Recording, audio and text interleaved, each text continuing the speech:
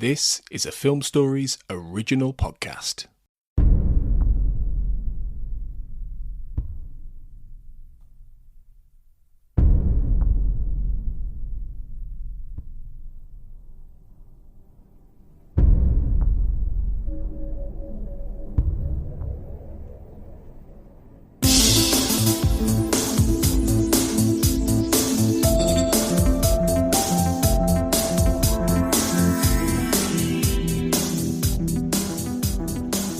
Hello everyone and welcome to the X-Cast. The truth is in here. I'm your host Kurt North and welcome back to I Want to Believe a Minute, where we are looking at the second X-File movie 1 minute at a time.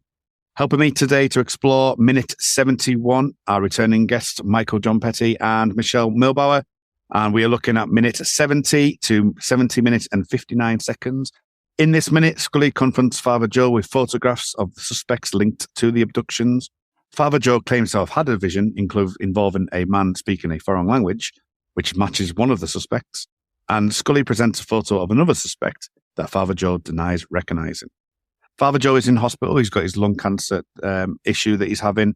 Scully has actually said, just as we entered into this minute, then let's go and ask him. So she hands the photographs over to him. What do you make to Father Joe and his vision? You have to give it up to the actor Billy Connolly for even taking on this role, because he's completely just kind of an icky guy, considering everything that, the character did and was accused of, and just, so to be willing to take on that role, hey, good on you. As far as the visions go, I think I'm more in line with Scully that I'm inclined to not believe in such things. His reasoning that we find out later in this minute, I guess, makes some sort of paranormal sense. His connection, which is kind of a gross way of referring to it, with the other suspect, I guess makes sense as to why he would be psychically connected to him. So, story-wise, it makes sense. Going back to that the whole thing of the vision aspect of it, we've had, like the Gerald Snouses and the Clive Bruckmans of the world within the X-Files lore. I've talked to Luke about it early in the run. There's been quite a few discussions about it. And there will be one in a future minute, which I do want to delve into in a bit more detail.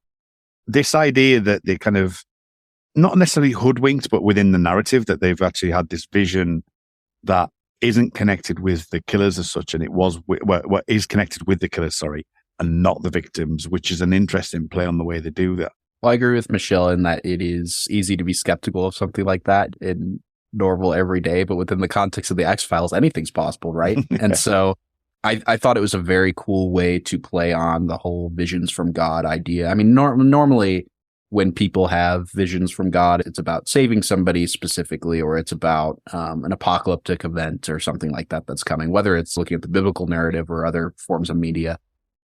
But I think what makes I Want to Believe so interesting is that it's not actually connected to either of those things. Not that you can't save lives because of these visions, but it's not really about that. It's about this connection that Father Joe has to this person he wronged so long ago. And I think that's, again, plays into what we talked about in the last minute, just these themes of absolution and redemption and forgiveness that he is longing for. And in his mind, obviously, it's a gift from God that he's able to have that, right? And so I think that's very interesting. I don't think we usually see psychic phenomena portrayed that way often, but I think it works really well here, especially when juxtaposed with Mulder's quest for saving his sister, who, as we know, is already dead, and Scully's quest for saving her son, who doesn't even appear in this movie. You have both of those ideas coming into play, and they're using proxies, but it all kind of factors in really well. I think the visions feed well with that. The fact that it's Scully that actually is determined to confront Father Joe, because she's had multiple conversations with him at this point. She's the one that confronts him with the abductions. It's all about her assertiveness in confronting that. She's really quite on the front foot with it. And it's Mulder that's actually taking a step back, and he's doing all of the glances between Scully and Father Joe and stuff, Michelle. It's certainly an interesting way to go about it. And it really gives Scully some good agency in this scene, especially given what we've seen already with the conversations that her and Father Joe are. And it will link in, obviously, later on with the fact that Mulder will say, well, it was that I think Scully says something along the lines right at the very end. It's, well, that message was clearly went for you. And Mulder goes, well, you didn't say them to me. So there's a clear connection between the two of them. And how do you think that works? And especially in this context with her saying, I'm going to confront him with this information. Yeah, I think that her determination to be the one to confront him was sort of set up right in the beginning. She was skeptical of him from the get-go just based on his crimes. And it was almost I don't want to say that she enjoyed taking him down, but it was like, see, you are this. I'm certain that I don't know him. And she says, well, no, I'm certain that you do. And almost, really forces the paper toward him. No, look at him. I'm certain that you do know him and you've known him since he was a young boy. I mean, she was really having none of it with him for the entirety of the movie, really. It's going to be interesting in the next minute, because the next minute is Father Joe talking about that, and we'll get there in the next minute once he realizes actually when she does say it's certain I do, because that's where the minute finishes.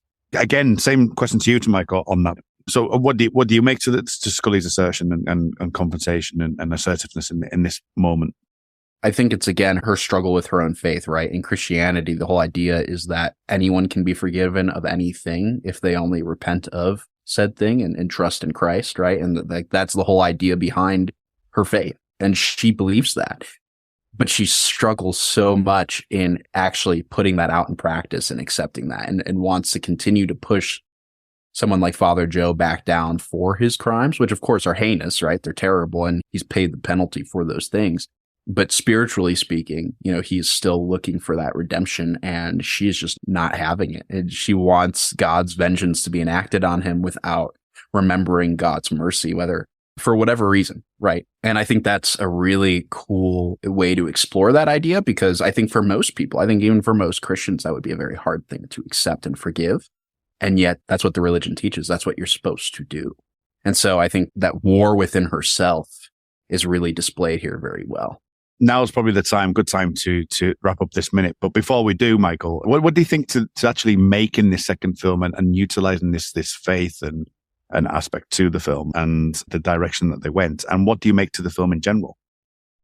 It's one of the things I love most about it. And I'm kind of on the same page as Michelle. When I first saw this movie, I did not like it very much. I was excited for more X-Files, but I wasn't thrilled necessarily by it, and especially given where the show ended, I wanted more from the alien mythology plot. That's why I got into the X-Files in the first place. That's what I really loved about the show initially.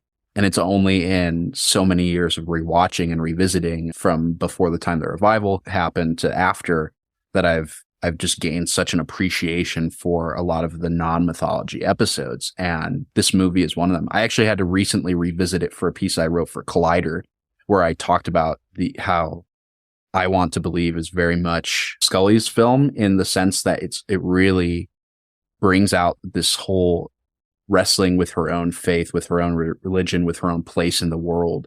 Whereas Fight the Future is very much Mulder's film and connects to the alien conspiracy arc and all of that. You have the myth arc film, and you have Monster of the Week film, if you want to call it that. There's no real monsters, and I think one is very focused on Mulder in some ways, and one is very focused on Scully, yet both of them are highlighted in each. And I really appreciate that, especially about this movie.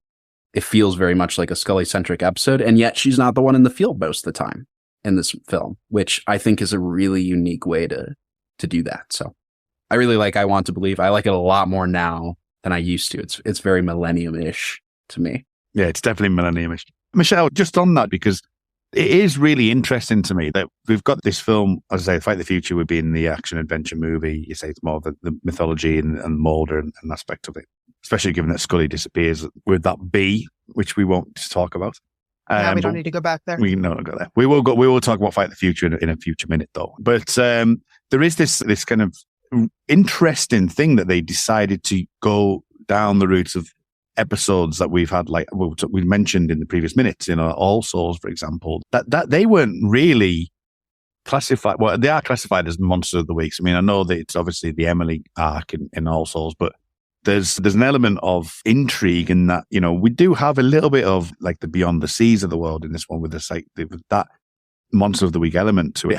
But by instilling this spiritual faith aspect to it, it's just really intriguing that they've moved on from just going, well, we're just going to do a werewolf movie, or we're going to do this movie, we're going to do that movie. It's actually quite interspersed. And as you say, that the fact that, you kind of, as I said, the mythology can be interspersed in that science versus faith thing anyway. And it becomes very much intertwined in season 9 and obviously moving forward. So it's really interesting, Michelle, that actually that they utilize this in this way at this time. Yeah, I think too, it's a way of playing on Mulder is always classified as the believer and Scully the skeptic.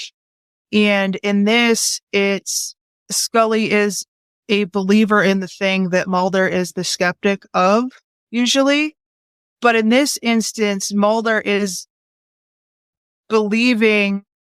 It's still the same back and forth with I believe, but I don't believe, but they're believing in or disbelieving in opposite things.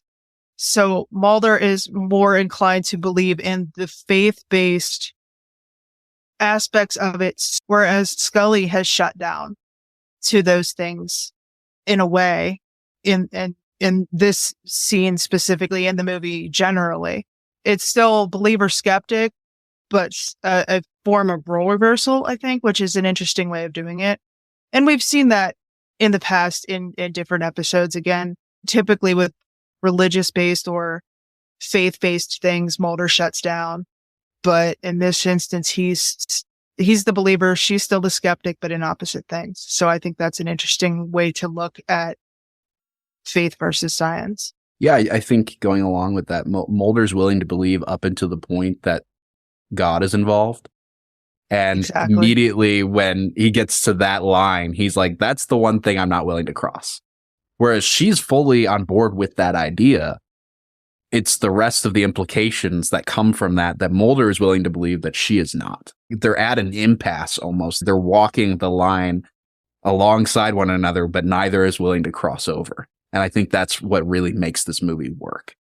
Yeah, I mean, just in that in general, from a broader context, they're like, so in the truth, when this is maybe there's hope, this film, especially towards the end, which I know obviously we're not covering, but there is elements of it here that he's more, and I don't want to use this term loosely, he's more agnostic, but respects the belief of, yes, and will point her in the right direction of, more than, actually allowing her to think about it and allowing being more of a mirror than actually being, well, God said this. He'll more likely say something along the lines of like, well, was it really meant for me? And then just open the question, which I find interesting that he shifted so far from shut down to like, well, maybe there's something, but I'm not willing to go beyond that point. But at the same time, I'm willing to ask the questions to enable that debate. And I find that really fascinating for his character, really. I was just thinking that then we see that expanded upon even more with Nothing Lasts Forever. And with Babylon as well, even, which is a very hated episode. But it's not bad when you watch it drinking. Like we did recently. Well, bring me back. I'll come on and defend it. So on that bombshell note, we're going to see Father Joe's reaction in the next episode. If you do want to hear us or see us on other platforms, please feel free to come over to the Xcast on Twitter at the X_cast or the Xcast pod on Instagram. You can also find us on Patreon as well, patreon.com/the Xcast. Give us a 5-star review. It'd be much appreciated.